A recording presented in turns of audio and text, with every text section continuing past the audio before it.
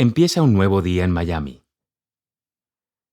Las gaviotas vuelan por el cielo, que cambia de un color azul oscuro a un violeta pálido. El sol asoma por el horizonte con su brillo, que es más intenso minuto a minuto. Poco a poco las carreteras de la ciudad van a llenarse de autos, las oficinas van a llenarse de trajes y maletines, y las cafeterías van a llenarse de gente hambrienta. A las 6 en punto de la mañana, como cada día, suena la alarma del celular de Juan Salazar. Juan agarra el celular, que vibra sobre la mesita de noche. Detiene la alarma y comprueba que, como siempre, no tiene ningún mensaje. Unos minutos después, Juan toma un café sentado en la mesa de la cocina de su diminuto apartamento en la Little Havana. Sobre la mesa hay un cuaderno de tapas blancas. Es su cuaderno de las ideas. Juan tiene abierto el cuaderno por la última página escrita.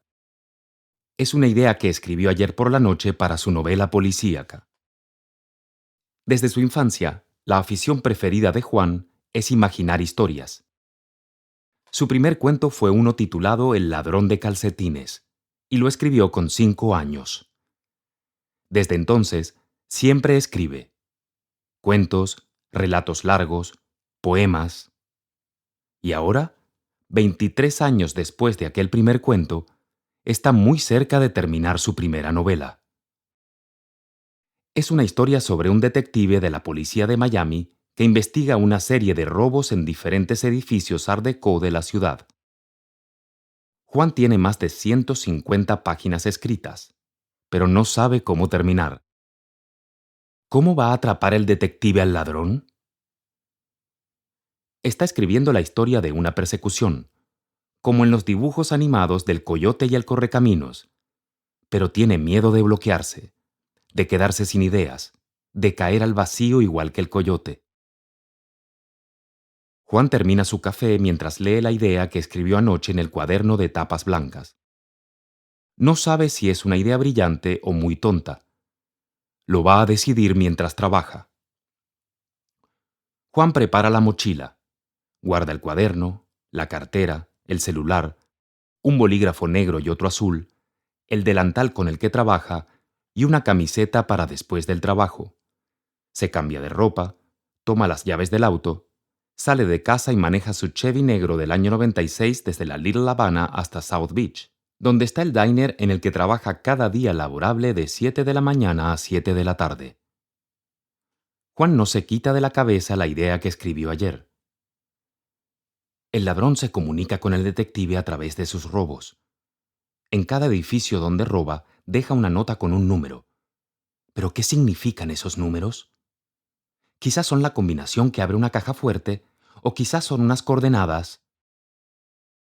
Juan entra en el diner tan concentrado en sus ideas que no ve a Rebeca, una compañera de trabajo, cuando ella lo saluda.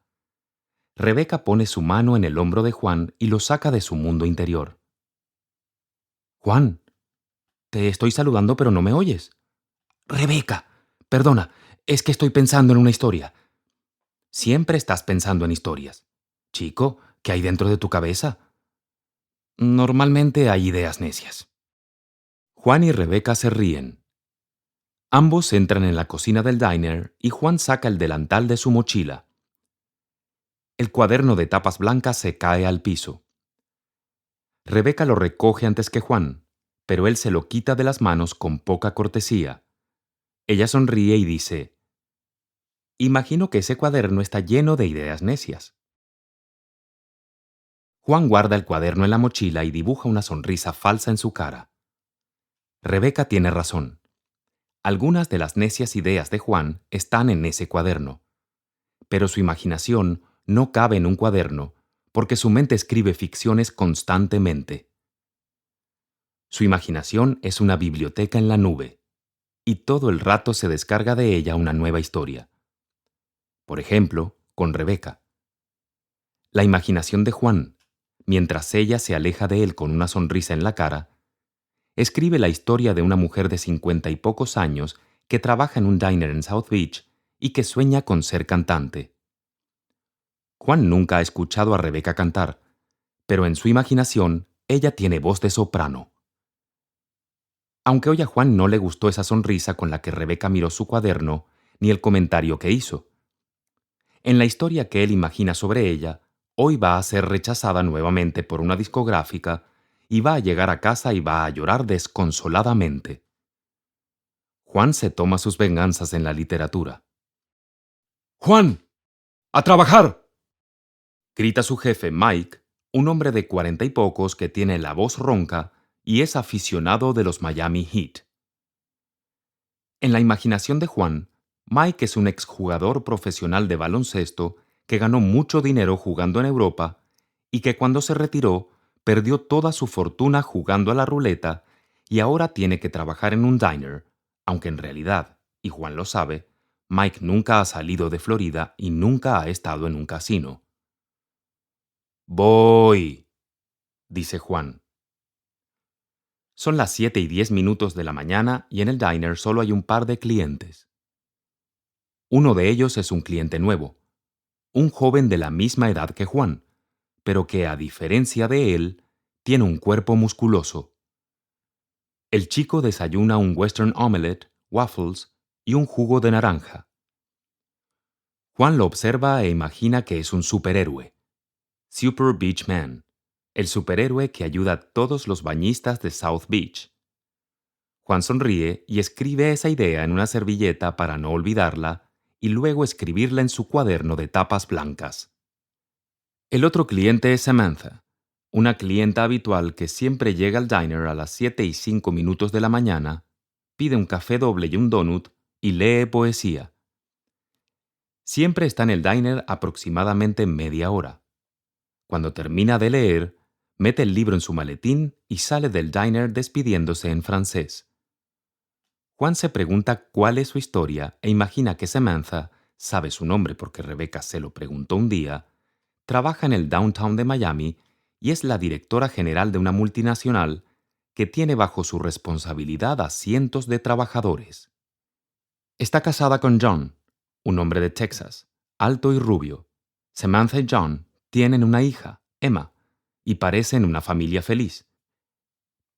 Pero en realidad, Samantha piensa cada día en un novio francés que tuvo hace mucho tiempo y sueña cada día con volar a Francia y encontrar a aquel chico y vivir con él en una casita en el campo y escribir poesía cada tarde y plantar bonsáis y comer queso francés. Por eso, porque vive con ese recuerdo, Samantha se despide en francés. Es su forma de decir adiós a esa otra vida, a esa vida en Francia, lejos de su trabajo y de John y de este mismo diner. Esa es la historia que Juan se imagina sobre Samantha. Pero ¿quién es esa mujer en realidad? Juan la observa desde la barra y piensa que en realidad prefiere no saberlo. Prefiere las respuestas que le da su imaginación antes que las respuestas que le da la vida. A lo largo de la mañana, decenas de personas pasan por el diner. Grupos de turistas que se quieren dar un paseo por Ocean Drive, empleados de hoteles cercanos, vecinos de la zona, gente que está perdida. Juan trabaja sin descanso entre las 8 y las 11:30 de la mañana.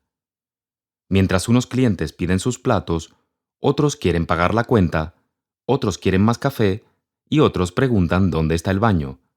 Juan no tiene tiempo ni de imaginar. Quiero un trozo de tarta de queso y un café con leche, le dice una señora que lleva una gorra de béisbol de color blanco y unas lentes de sol gigantes. Parece un espía, piensa Juan. Una nueva historia para la biblioteca en la nube. Esa señora es una espía y por eso siempre lleva unas enormes lentes de sol. Es espía desde hace más de 30 años y su esposo no sabe nada.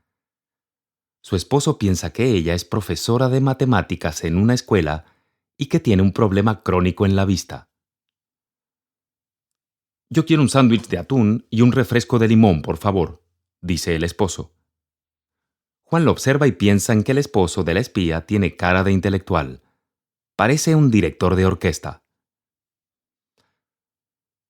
Juan se imagina a ese señor dirigiendo un concierto de música clásica en el Adrian Arts Center. Una espía y un director de orquesta. ¡Qué extraña pareja! Piensa Juan mientras vuelve a la barra. Allí está Mike con una servilleta de papel en la mano. En la servilleta hay algo escrito. La lee en voz alta. Super Beach Man, el superhéroe que ayuda a los bañistas. ¿Esto es tuyo, Juan? Es tu letra, Juan. La conozco. Además, siempre estás apuntando ideas en servilletas. Ya te he dicho que no me gusta. Para eso tienes tu cuaderno. ¿Te gusta la idea? No, es absurda. Además, ese superhéroe ya existe. Se llama Socorrista. Mike hace una pelota con la servilleta y la tira a la basura. Juan lo observa, pero no hace nada. Piensa que precisamente la gracia de su idea es que es absurda, pero que Mike tiene razón. El mejor lugar para esa idea es la basura. Pasan los minutos, las horas. A veces más rápido, a veces más lento, porque el tiempo en el diner es relativo. Depende de la cantidad de trabajo y de la clase de clientes que hay. Porque para Juan, sus clientes son los personajes de las historias que él imagina cada día. Si los clientes tienen un aspecto normal, sin ninguna particularidad, a Juan se le ocurren historias normales. Historias de ciudadanos que viven en Miami, vecinos de South Florida, o de la Lapata, o de Wynwood que han ido a South Beach por alguna razón poco interesante. En estos momentos, el tiempo pasa despacio. El trabajo es aburrido. Pero si los clientes tienen algo diferente a lo normal, quizás alguna ropa extraña o quizás una forma peculiar de hablar, la imaginación de Juan explota. Eso es lo que le pasa a Juan con Samantha. Es lo que le pasa también con el ladrón del Art Deco, el cliente más misterioso del diner, que entra por la puerta exactamente a la 1:30 de la tarde. Juan Salazar siente un escalofrío siempre que lo ve entrar. El ladrón del Art Deco es un cliente habitual. Es un hombre de unos 50 y pocos años. Tiene los ojos azules, la nariz recta y lleva barba y lentes redondas. Siempre va vestido con un traje negro y lleva un maletín negro. Un estilo muy elegante. Demasiado elegante para trabajar en una aburrida oficina. Va a comer allí 2 o 3 veces por semana y normalmente pide el plato del día y un refresco de naranja. Come en silencio mientras escribe en su cuaderno de tapas negras. Después de comer, relee lo que escribe una última vez, guarda la pluma estilográfica y el cuaderno en el maletín, paga la cuenta en la barra y se va sin decir adiós. Juan no sabe cómo se llama, pero él lo llama el ladrón del Art Deco porque se inspiró en él para su novela policíaca. Cuando Juan pensó en cómo tiene que ser un ladrón, la cara de este misterioso cliente apareció en su mente. Desde entonces, hace ya unos meses, Juan estudia los movimientos de este señor. Quiere conocerlo mejor a través de sus rutinas, de sus gestos, de su dieta. No quiere saber la verdad, eso no le interesa. Solo quiere conocer cada vez mejor al personaje que él imagina en su cabeza. Hoy, como siempre, el señor del traje negro quiere el plato del día y un refresco de naranja. Hoy, como siempre, saca de su maletín la pluma estilográfica. Pero hoy, en cambio, no saca su cuaderno de tapas negras. El ladrón del Art Deco toma una servilleta del servilletero y la observa con atención. Unos minutos después, Rebeca le lleva su pedido a la mesa. Cuando vuelve a la barra, Juan le pregunta: ¿escribió algo en esa servilleta? ¿Qué? El señor del traje elegante. Sí, ya sé de quién hablas. Tiene una servilleta delante y tiene una pluma en la mano.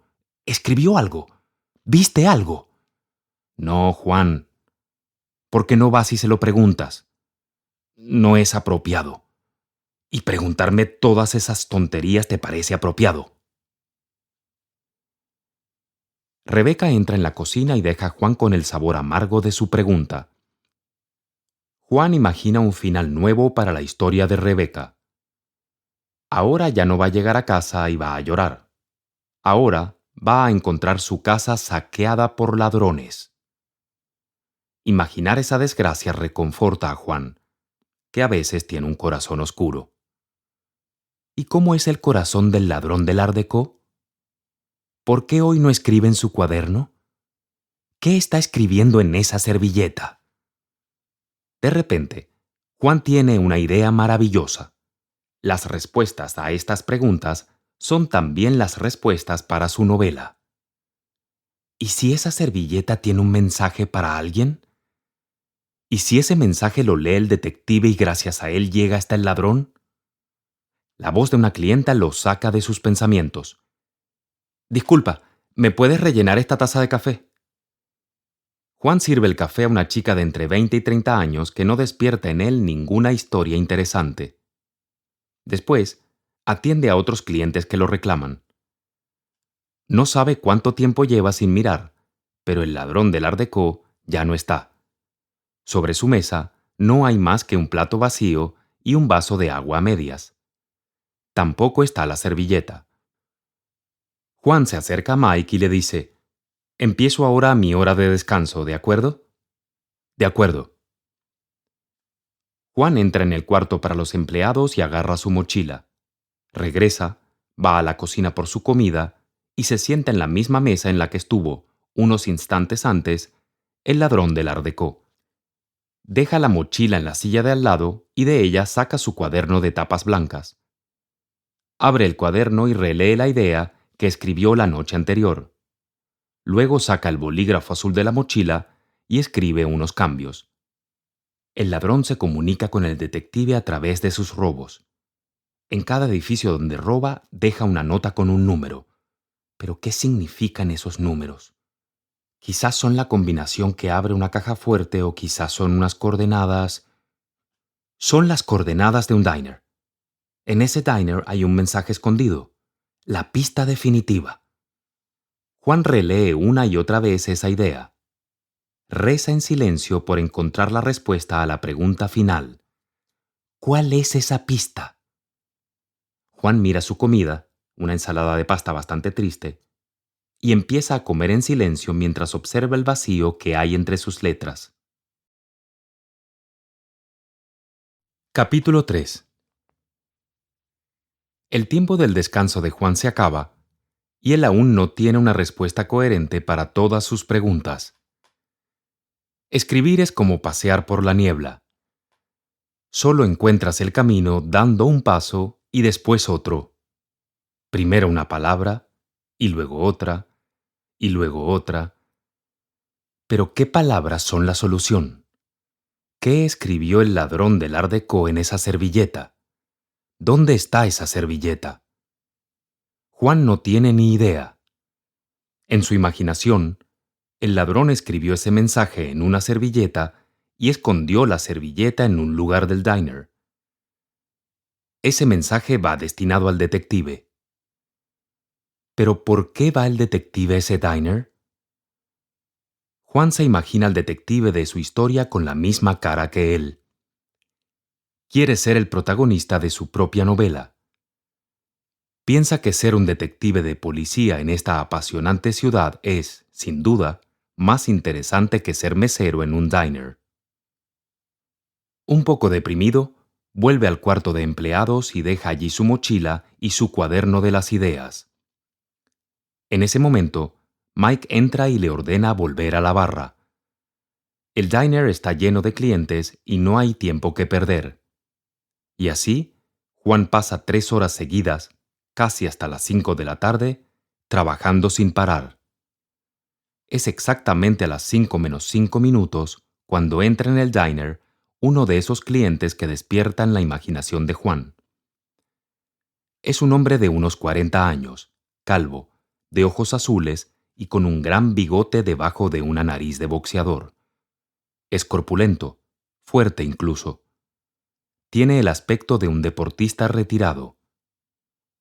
Lo que llama la atención de Juan no es, sin embargo, el aspecto de este hombre, sino lo que hace. Está sentado delante de la barra con un sándwich cubano y cuando acaba de comer, empieza a sacar servilletas de un servilletero, una detrás de otra. No las usa, solo las saca del servilletero y las deja encima de la barra. Una vez que termina, las vuelve a poner todas dentro del servilletero.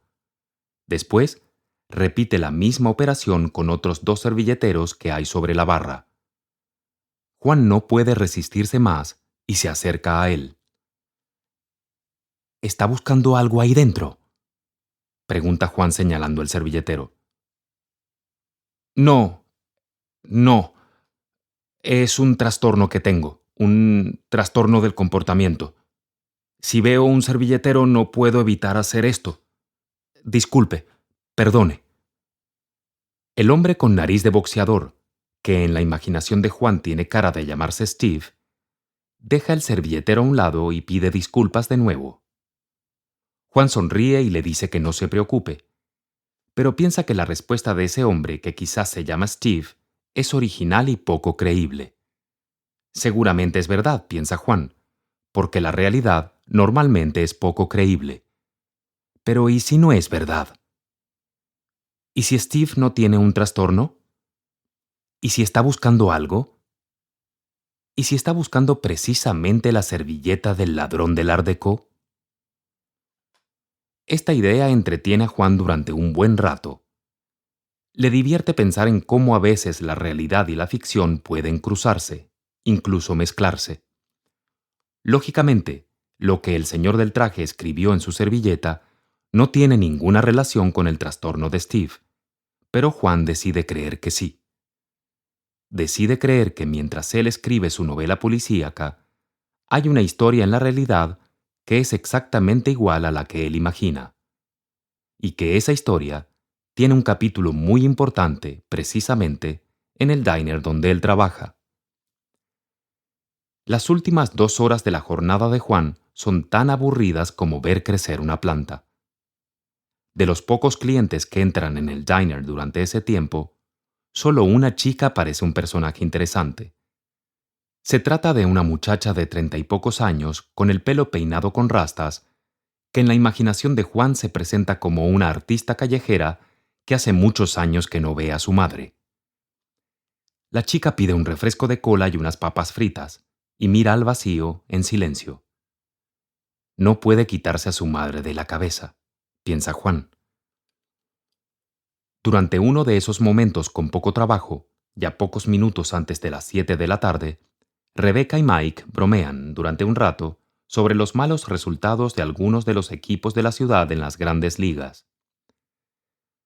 Es un tema que a Juan no le interesa demasiado y prefiere aprovechar esos momentos sin clientes para entrar en el cuarto del personal y releer su cuaderno de tapas blancas. Hoy más que nunca, cree que está cerca del desenlace de su novela. Hoy más que nunca, va a escribir como un loco durante toda la noche, hasta encontrar el camino entre la niebla. Llegan las 7 de la tarde. Aquí termina la jornada de Juan. Guarda sus cosas dentro de la mochila y se despide de sus compañeros. Hasta mañana. Mañana haces el turno de 12 a 12, ¿de acuerdo?, le dice Mike. Sin problema, responde Juan. Piensa. Mejor. Así puedo irme a dormir tarde y escribir más durante la noche. Juan está frente a la puerta de salida. Agarra el pomo de la puerta y se detiene. Necesita comprobar una cosa. Necesita librarse de esa idea que le ronda por la cabeza desde hace horas y solo hay una manera de hacerlo. Juan vuelve a las mesas del diner. Rebeca le pregunta. ¿Se te olvidó algo, Juan? Sí. Necesito comprobar una cosa. Juan se sienta en la mesa donde se sentó un rato antes. En la misma mesa donde hace unas horas se sentó el ladrón del Art Deco. Juan agarra el servilletero y lo observa. Está bastante lleno. Juan saca una servilleta, y luego otra, y luego otra. Cada servilleta que saca la deja sobre la mesa. Mike le llama la atención. ¿Se puede saber qué haces? ¿Por qué no te vas a tu casa? Tengo un trastorno del comportamiento, responde Juan. Saca otra servilleta, y otra, y otra. ¿Ah, sí? ¿Y cuál es, si se puede saber? Que me dejo llevar por mi imaginación. Juan saca otra servilleta, y otra más, hasta que llega a la servilleta que busca. Está ahí, en medio del resto de las servilletas. La observa, sorprendido. Siente el mismo escalofrío que siente cada vez que el ladrón del Art Deco entra en el diner. Ese escalofrío de puro terror. La servilleta que tiene en las manos está escrita con tinta de pluma estilográfica. Tiene un mensaje muy breve. Reúnete conmigo a las 8:30 en la Torre de la Libertad. Capítulo 4. Juan no sabe qué hacer. Está seguro de que ese mensaje lo escribió el ladrón del Art Deco, pero ¿cómo puede ser? ¿Cómo va a ser eso posible? ¿Y para quién es ese mensaje? ¿Es para él? En este momento los límites entre su imaginación y la realidad se disuelven. Ahora mismo, Juan no puede estar seguro de si es un mesero o un detective de la policía de Miami. No puede resistirse a la curiosidad. Juan sale del diner sin decir adiós y corre hasta su automóvil. Deja la mochila sobre el asiento y se pone en marcha. Tiene que abrirse paso entre los turistas y los vecinos que transitan por las calles. Estos días hay mucha gente por las calles que asiste a la Feria Internacional del Libro. Juan se imagina a sí mismo como un policía en una persecución. El coyote a punto de alcanzar al correcaminos. Todavía queda más de una hora para el momento de la cita, pero Juan no quiere perderse nada. Maneja su Chevy hasta la Torre de la Libertad y lo deja en un estacionamiento cercano. Desde allí, camina hasta una esquina donde puede ver sin problemas lo que pasa en la entrada principal de la torre. Los minutos se dilatan más que nunca, parecen horas. Juan espera con paciencia, recostado contra una farola. Para distraerse, saca de su mochila el cuaderno de tapas blancas y relee su última idea. En ese diner hay un mensaje escondido, la pista definitiva. ¿Y si resulta que efectivamente Juan tiene la pista definitiva? De nuevo sus pensamientos lo transportan lejos de allí, hasta que ve algo que lo despierta de golpe. Algo que le provoca un terrible estremecimiento. Juan ve a lo lejos cómo su ladrón del Art Deco se acerca hasta la Torre de la Libertad. Son las 8:25 de la noche. Quedan solo 5 minutos para la cita. Igual que hace unas horas, igual que siempre, el ladrón del Art Deco lleva puesto su traje negro y carga con su maletín negro. Juan, desde la esquina, observa cómo el señor mira a un lado y a otro. Busca algo con la mirada, o a alguien, pero ese alguien no llega. Se sienta en las escaleras de la torre y abre su maletín. De él, saca su cuaderno y su pluma estilográfica. Escribe unas líneas en el cuaderno. Juan lo observa desde lejos y se pregunta qué está escribiendo su ladrón. ¿Una confesión, quizás? El ladrón del Art Deco termina de escribir, mira el reloj, mira a su alrededor. Espera a alguien que no llega. Quizás el que no llega es el propio Juan. Son las 8:40. Finalmente, el señor del traje negro deja su cuaderno a un lado, se levanta de las escaleras y se va de allí. Deja su cuaderno de tapas negras en la escalera. Juan tiene la sensación de que eso no puede ser un descuido. Tiene la sensación de que el ladrón del Art Deco sabe que lo están observando. Juan siente de nuevo que el correcaminos se aleja del coyote. Apenas 2 minutos después, ya no se ve al ladrón del Art Déco por ningún lado. Seguro de no ser descubierto, Juan agarra su mochila y se dirige a la torre. Corre hasta las escaleras de la Torre de la Libertad, donde está el cuaderno. Antes de recogerlo del piso, lo mira con curiosidad. Su cuaderno de tapas blancas es del mismo modelo. Se sienta en las escaleras, en el mismo sitio donde antes estuvo el ladrón del Art Déco, y abre el cuaderno de tapas negras. Juan lee la primera página. Empieza un nuevo día en Miami. Las gaviotas vuelan por el cielo, que cambia de un color azul oscuro a un violeta pálido. El sol asoma por el horizonte con su brillo, que es más intenso minuto a minuto. Poco a poco, las carreteras de la ciudad van a llenarse de autos, las oficinas van a llenarse de trajes y maletines, y las cafeterías van a llenarse de gente hambrienta. A las 6 en punto de la mañana, como cada día, suena la alarma del celular de Juan Salazar. Juan agarra el celular, que vibra sobre la mesita de noche. Detiene la alarma y comprueba que, como siempre, no tiene ningún mensaje. Y así, enfrascado en una ficción demasiado parecida a la realidad, Juan lee hasta casi la medianoche la historia que está escrita en ese cuaderno. En ese cuaderno se habla de la aburrida vida de Juan, de su trabajo en el diner, de Rebecca y Mike, y de su novela policíaca que todavía no tiene un final.